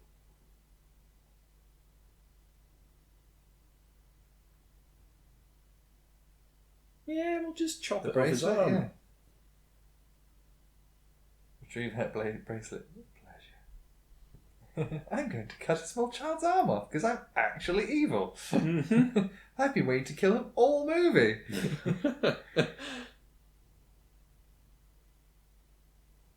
Well, it would have been good if they became friends by the end. Before we get to the crazy action shit, because they kind of got an sort of antagonistic, an odd couple friendship thing going on. Yeah. Anyways, at quiz time, is that? Well, yeah, that's where I was trying to segue into it. I think it's time to get quizzical. Let's get quizzical. And go on, etc. Let's go. Let's get quizzical. Number 1, ding ding ding dong. Oded Fair is in this question here. We could love him. Yeah. He obviously doesn't have any real tattoos on his face in real life, but he does have one tattoo elsewhere on his body. But what is it? Is it A feather on his arm, which apparently is spelled earm? Let's just take the E out of there. So is it feather in his earm? A feather on his arm. B, a ghost on his back. C, a skull on his shoulder. Or D, a sword on his leg. Ooh, I'm going to go for the shoulder one. So he's saying a skull on his shoulder. Yeah. You are wrong. He actually has a small ghost on his back. Oh, really? Yeah. Oh, that's interesting. Yeah. So there we go. So that's how have you done historically for these quizzes? I think badly. Not great. Yeah. Well, that was 0 out of 5 so far. Yeah. So number 2. I think I got literally 0 out of 5 or whatever from last. I mean, I don't try and make them that hard, but then you do seem to just sometimes like have be drawn randomly to a terrible wrong answer that I've come up with, and I'm quite impressed that it's believable enough. So, fair enough. Question number 2. Yes. How much training was required for Rachel Weisz and Patricia Velasquez to perform the fight sequences without stunt doubles? Ooh. Was it A, 3 months? Was it B, 4 months? You can see where I'm going with this. Mm-hmm. Was it C, 5 months? Mm-hmm. Or was it D, 6 months? I'm pretty sure I've heard this before, spooky guys. And I'm pretty sure it was like 3 months. Is that your final answer? Yeah. You are wrong, it was 5 months. Oh, okay. Well, big difference, really, isn't it? Wow, 2 months difference. Yeah. Well, question number 3, ring-a-ding-ding. How did Arnold Vosloo keep his silky smooth hairless body looking silky smooth and hairless? Did he A, use an epilator every day? Did he B, wax once a week? C, did he shave twice a day? Or D, did he get electrolysis every 2 or 3 weeks? I don't know. I mean, I guess if he's only doing it for this movie, then it's probably going to be a wax job. Every, couple of days, did you say? No, I had epilator every day, waxing once a week, shaving twice a day, or electrolysis every 2 to 3 weeks. Probably the waxing once a week. He actually shaved twice a day. That's because he tried waxing. Inefficient. He tried waxing, but he couldn't stand the pain. Yeah, okay. Well, fair enough. Fair enough. So he just shaved his body twice a day. Right. I'm going to have to pause, but hold for a moment. Well, vamp, as it fun were. Stuff. Well, let's just watch an action sequence where a small child tries to run away from little mummies. Yeah, good luck commentating over an action sequence. It's hard. We've got Mr. Echo threatening to cut a kid's arm off. That's not too hard. Oh no, he's been rescued. He could have chopped his arm off. Yeah, the animation on those faces is not great. In terms of just being a bit spongy, I guess. Oh, that's fair, Mr. Echo.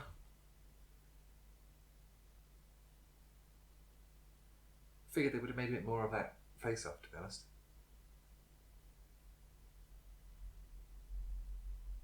Ooh, quicksand, mud, that's what?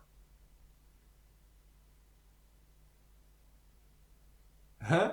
Running over the heads. Did they not have that similar reference in the first film with the running over the crocodiles from Bond and then doing it with heads in this pond? Or was it George of the Jungle sort of reference? I can't remember. They're in a jungle this time, at least.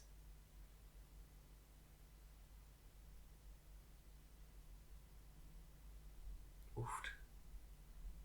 Jesus. That was over quickly.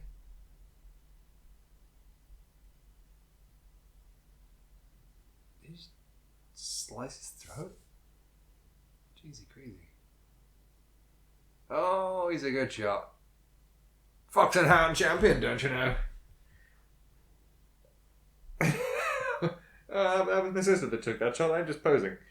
Oh dear. Yeah, no, we're not sacrificing ourselves for you. Fuck that.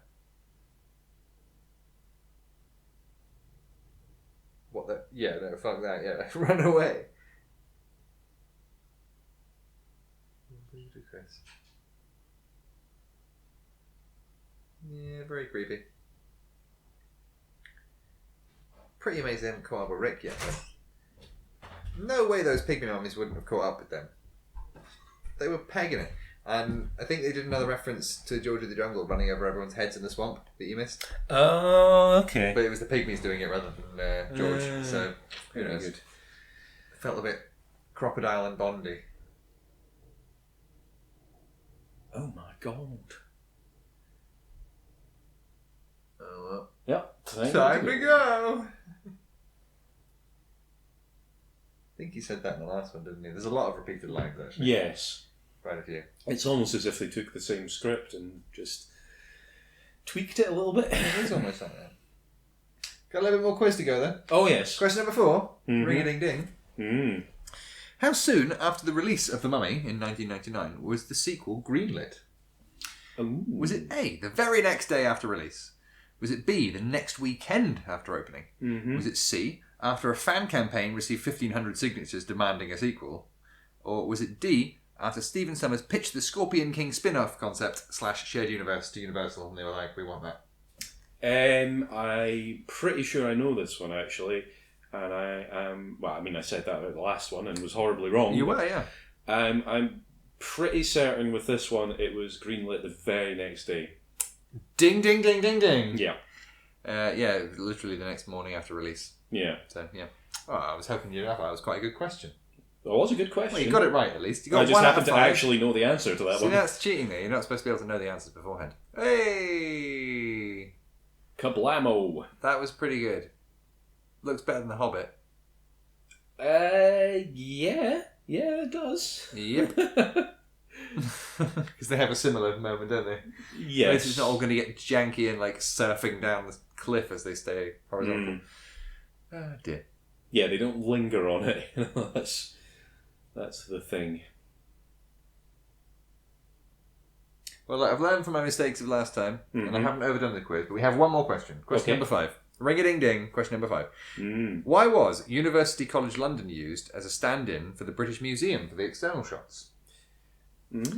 Was it A, because it was too costly to dress the outside to match the period? Was it B, because the museum was being reconstructed and was covered in scaffolding? Was it C, there was an aerospace exhibition in front of the entrance? Or was it D, roadworks prevented any crew access for the planned week of filming? Interesting. I'm gonna say it was the roadworks one. Really? Yeah. You are completely wrong. It's because it was being reconstructed and it was covered in scaffolding. Oh, okay. Also, there's a point here where they're running in and they have to get there before the sun hits the top of the pyramid. But because of the way light works, it would have hit the top before the bottom. Yeah. So they're watching it kind of raise up against it. It's like, no, that's not how daylight works. Yeah. Unless you've got a big Mr. Burns, like, sun-blocking disc in the sky. Maybe that's what they've got. Oh, no! Oh, janky. That's not a good way to go. What? Right in the guts. Look at him, he's got a good stumble run and everything. Although it did actually look like he fell over. Yeah, but that's the thing. Tom Cruise... Well, actually, no, that's not true. He does stumble about a bit when he's running.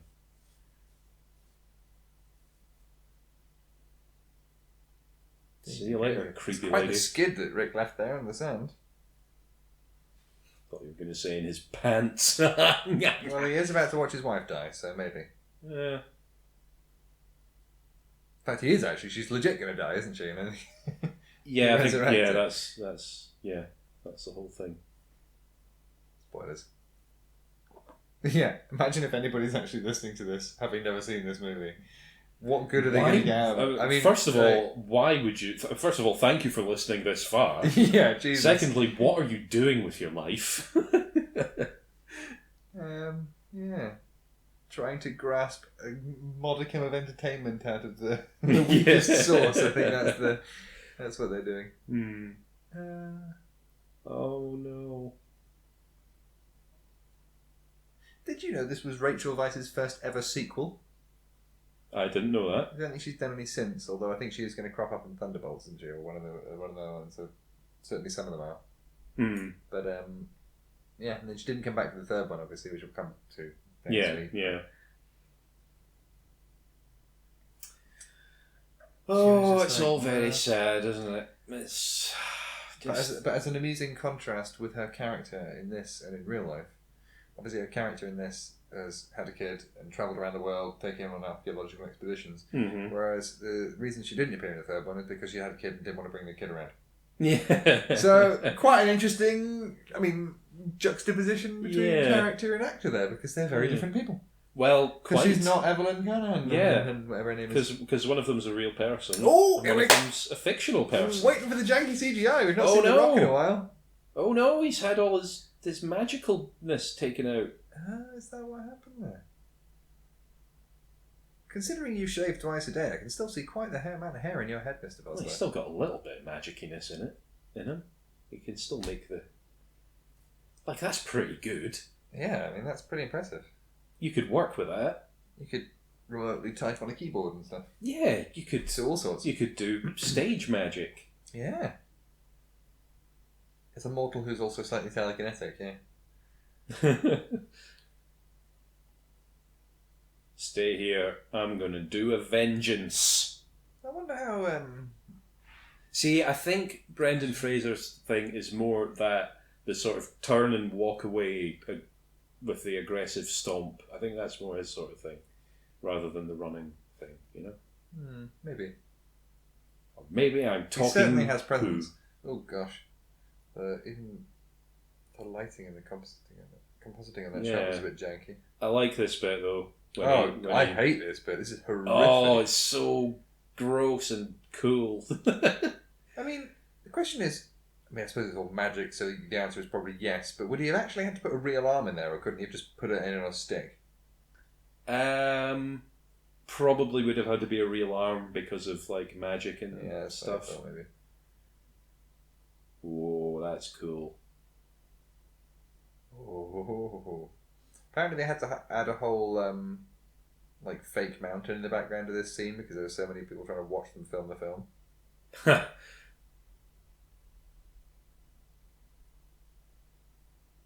Yeah, that's not something you see every day, is it? No. What, a shadow made of scorpions?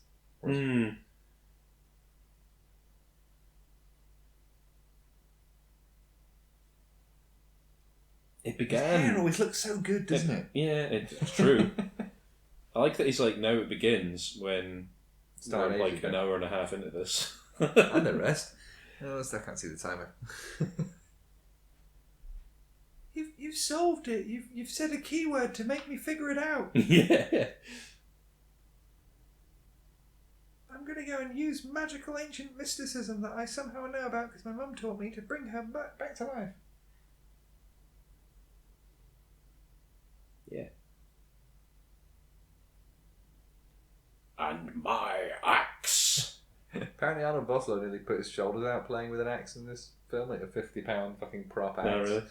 Fucked him up. Gooey hand. I don't know how he turns his wrist without any muscles, though. Yeah. Well, he must still have some sort of tendon connection going on there, otherwise they would just fall off.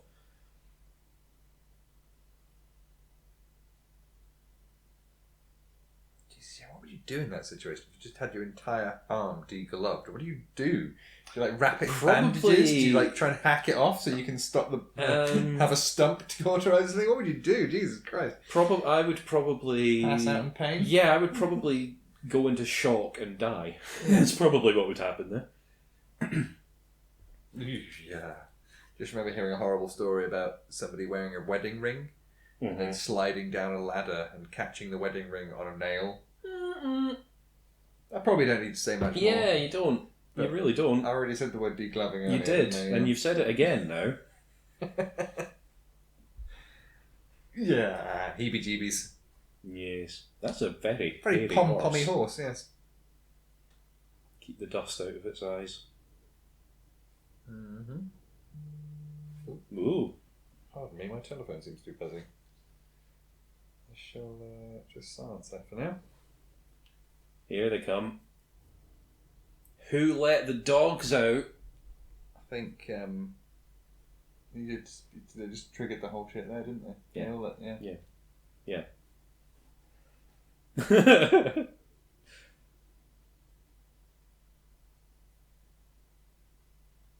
Ooh. Ouch. Ooh, that's some creative lighting. / editing. It really highlighted how grim and serious the situation be.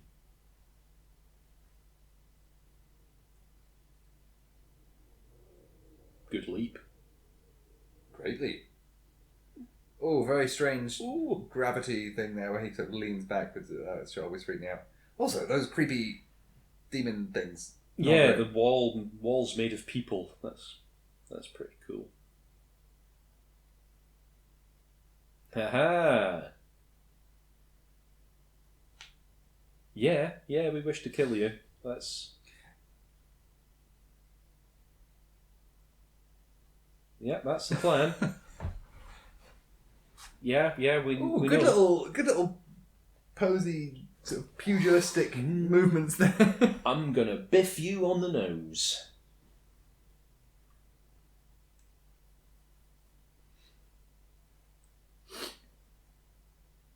That's quite the army. There's not that many of them. I mean, that's enough. There's quite a lot of them, but there's... And I mean, they're each like twice the size of a person, so... Yes. But it's just the shadow sort of thing that they appeared from, it sort of made it look like there was going to be a lot more of them. But, yeah. Maybe we're only seeing half and they come the other way across the screen as well behind us. Well, maybe. You never know.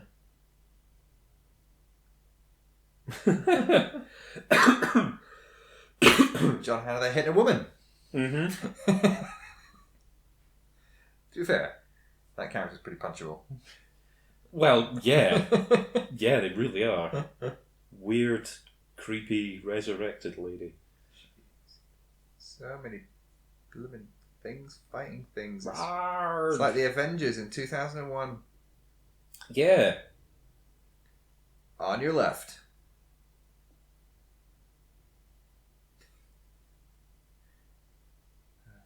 Too soon. See, they did combine quite nicely there. Like the special effects. I was expecting more of a sort of matte line almost. Yeah. I mean, you could, in a desert, the good thing is you can just kick up a bunch of dust and it just covers over. True. Covers over your mistakes. Whoa! So he's mortal, but he's still kind of superpowered. Well, I suppose, yeah, he could be superpowered and mortal, couldn't he? I guess.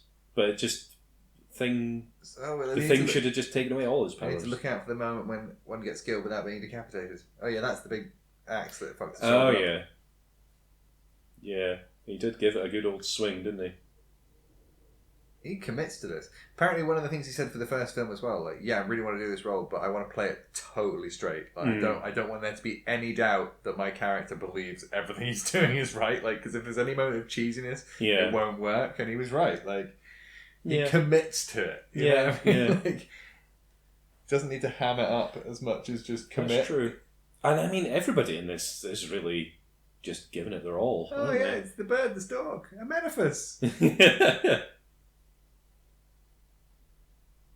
Yay, he learned it from the first movie. And he does the same little action and everything. A bird, a stork.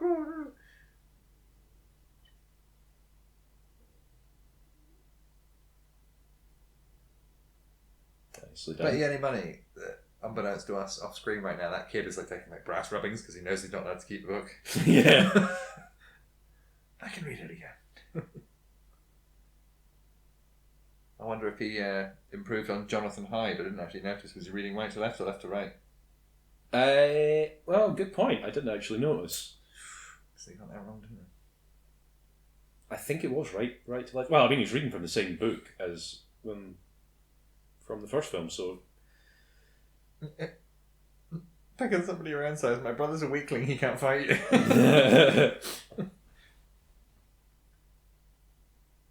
No, here come the anachronistic size that just happened to be there.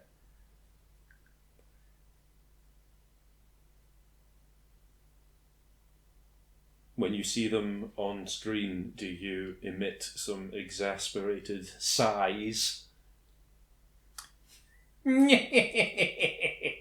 something to laugh at now, dude. Look at this.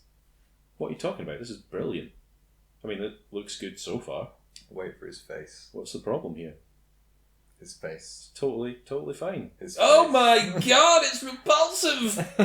Oh, what have they done? Oh, bleh. It's just It's such a shame because it could have been such a good shot if it was done well. Yeah, you would think that would be like the first They'd be working shot on this that you work on. It's like your money shot. Yeah, it's just a bit. I bet you'd want frames of that in your trailer.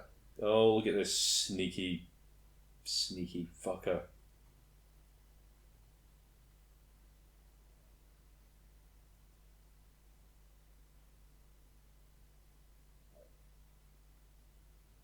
He was technically sent to kill you. He's technically right.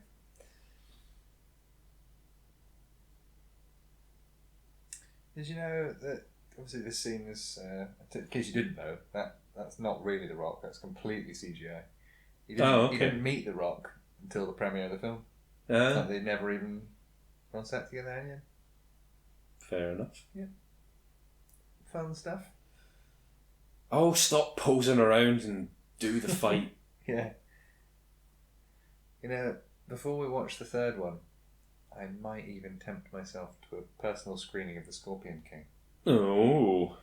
I don't think I've ever seen it. I've never seen it. I've no interest in it whatsoever. No, well, although apparently it's not that bad. Well, I know exactly. I mean, I imagine it's probably as good or better than the third one.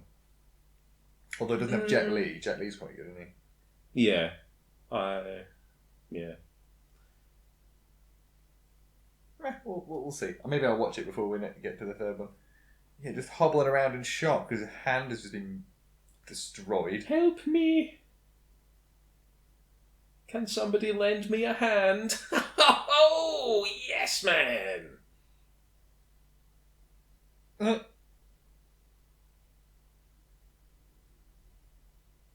Why, yeah. Why would I save you? Whoa, crazy. He got taken apart like a Lego man. Kind of wondering why he didn't go after Rick and do exactly that to him immediately. Plot armor. That guy got decapitated. Yeah. I haven't seen one get killed and not be decapitated yet. It must have been a wide shot or something. I missed it. Maybe we missed it. I'm just going by IMDb trivia, which we know is 100% accurate. So well, it's got to be in there. Of course. Oh, wait a minute. I think there was more of them. Did you know, also in this film, Ardeth Bay never refers to Imhotep as Imhotep. It's just like the creature. And in the books and the novelisation, it's established that it's like he who shall not be named kind of thing. There they all are. Oh, there's one or two more. Yeah.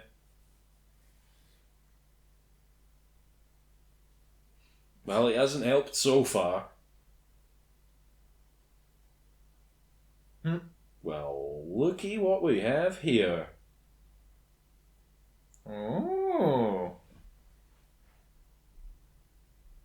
It teaches you how to kill him in his own base. Yeah, it's handy that they left an instruction manual behind. That's pretty good. I'm a believer. Don't do that. Copyright? No, it's just annoying.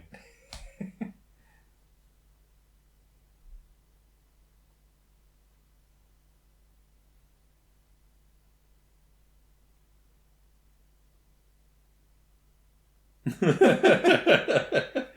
not listening to me.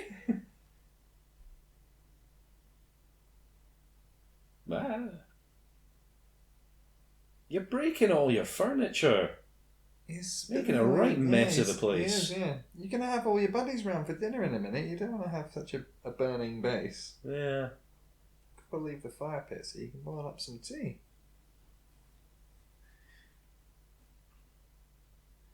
Why has he got a bandolier with bullets and then he's wielding a sword? I suppose swords are probably better against these things. Gun's not really going to be much. Although I do still say shotgun to the face would probably work quite well.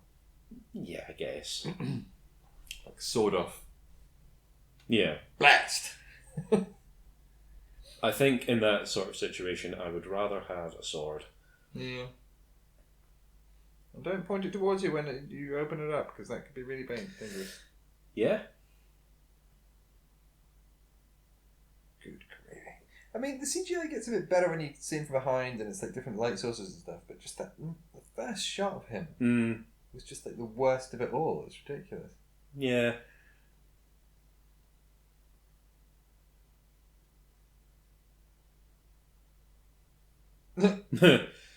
You are not a professional. You're not a professional anything. Has he got more than one? Aha! Ooh, nice little. He was obviously the head of the marching band. Yeah. I was going to say that was not really necessary. Go on, Rick. Do some wild gymnastics. FTL jump? No, he was. Yep. Well, not. Well, yeah. Kinda.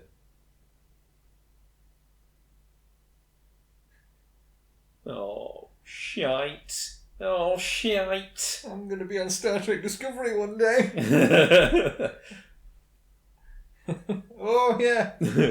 Oh. The fact that his weight doesn't pull that out is baffling. I love that. No! I like how there's stage dive thing. The little pause. Like, there's just a little moment there where there's just nothing happening on screen, and then he comes in and it's like, "Nay!" It's very funny and very silly. It's hilarious. And He's obviously very well timed. Yeah.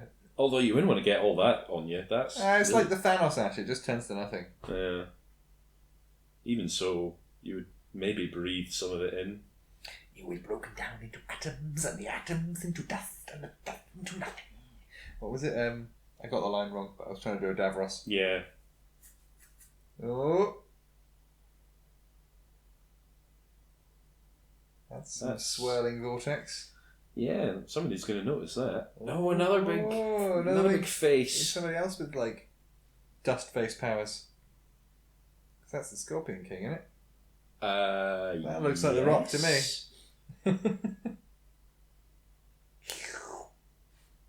Floop.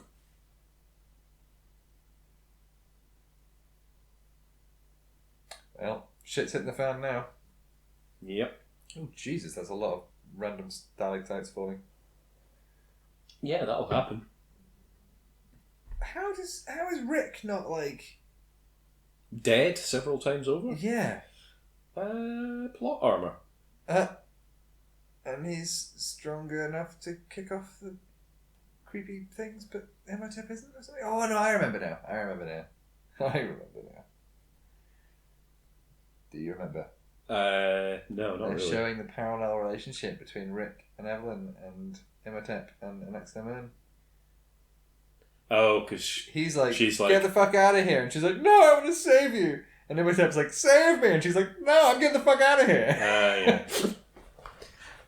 I mean, one of them definitely made a sensible choice. Turns out they all did. Well, they both did, technically. I guess. She didn't die.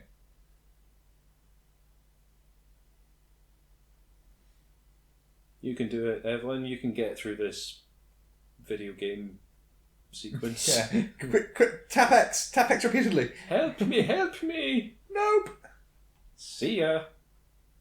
The look of despair when he just gives up. Yeah. You've been defeated, Imhotep. Look at your rival with his lovely wife, and you can go to hell now. The one power that you can't combat is the power of love, or the lack thereof. I shave myself twice a day. Why? Oh, then she goes. Oh dear. Oh. Chompy. Hang on, doesn't this just mean that she's going to turn into a mummy like him from the first film, though? Because she's getting eaten by them and then she'll eat them and live forever. Yeah, but they're not... The curse thing hasn't been done to them. Or to her. So, yeah, she's just lunch. Why is it all getting sucked in rather than just sort of going back? Why is anything happening? Why any of this? I mean, that's a very good point. Oh, we're about to get Deus Ex Machina. Yeah, move up where there's no hope of escape. I think there's really no other option for them at this point. Yeah.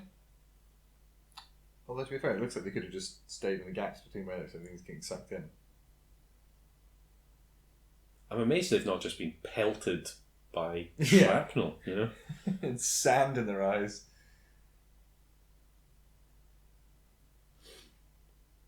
So if they're the three sides of the pyramid, and your other guy is the fourth side, what's Jonathan?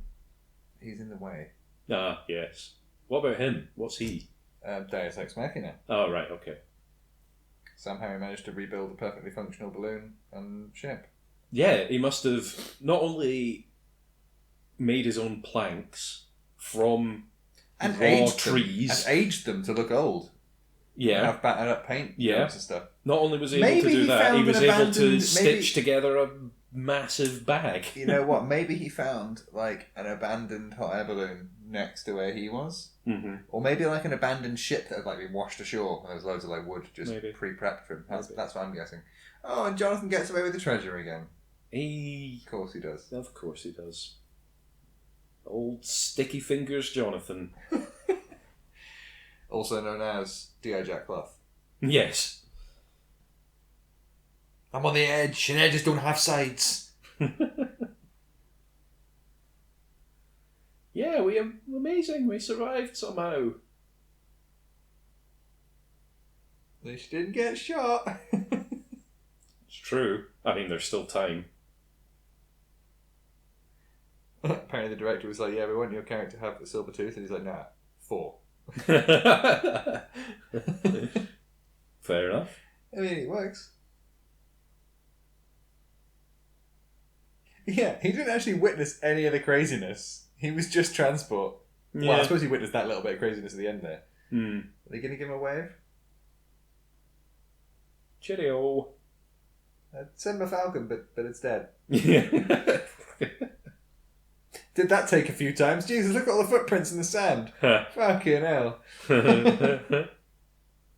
Apparently he trained for weeks to ride a horse for this film. Yeah.